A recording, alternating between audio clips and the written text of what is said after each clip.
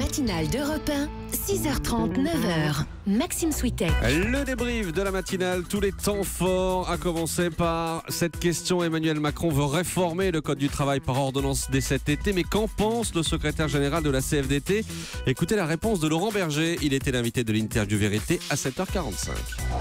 On est dans un moment où, avant les élections législatives, on a un peu de mal à savoir comment les choses vont pouvoir se passer. Donc ça veut dire que ça commence mi-juin finalement. Alors on peut discuter avant, et je souhaite qu'on discute avant.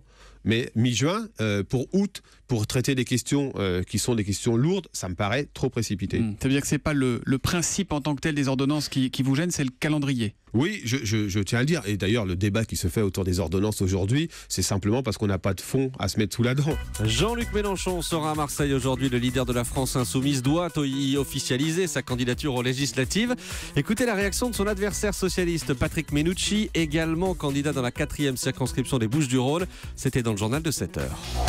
C'est du carriérisme, c'est de l'intérêt personnel. Il ne connaît pas plus cette circonscription que la plupart des autres régions françaises, mais il vient là parce qu'il a vu qu'il a fait un bon résultat. La réalité, c'est que Jean-Luc Mélenchon cherche une circonscription où, croit-il, il va pouvoir être élu sans rien faire. Il se trompe. Dans ce débrief, on connaîtra aujourd'hui les noms des candidats de La République En Marche. Emmanuel Macron doit-il renouveler le personnel politique en profondeur? Qu'en pensez-vous?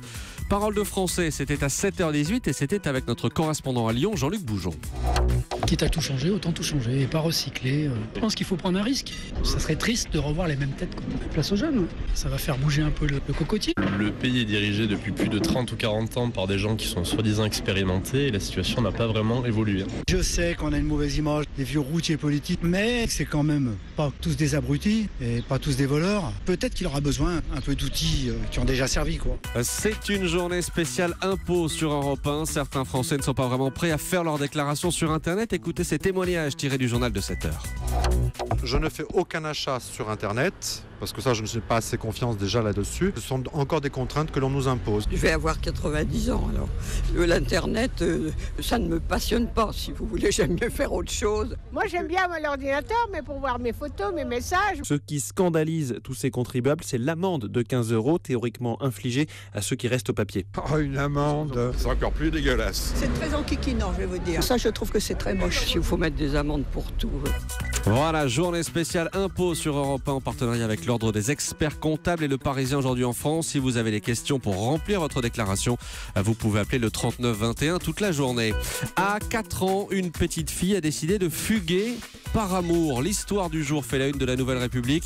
Écoutez, c'était à 6h45 dans le kiosque d'Europe 1 avec Marion Calais. À l'arrivée des gendarmes, la petite fille a expliqué qu'elle voulait rejoindre son amoureux à quelques kilomètres de là. Elle avait donc tout prévu, un sac rempli de jouets, un manteau, ses chaussures, le tout enfilé par-dessus le pyjama. La petite fille a pu marcher plus d'1 kilomètre et c'est finalement à l'école, le mardi matin, qu'elle a retrouvé son amoureux. Voilà pour le débrief de la matinale. Et c'était en pleine nuit, la petite fugue. Ah, effectivement, Julie ne rate rien, c'est absolument incroyable.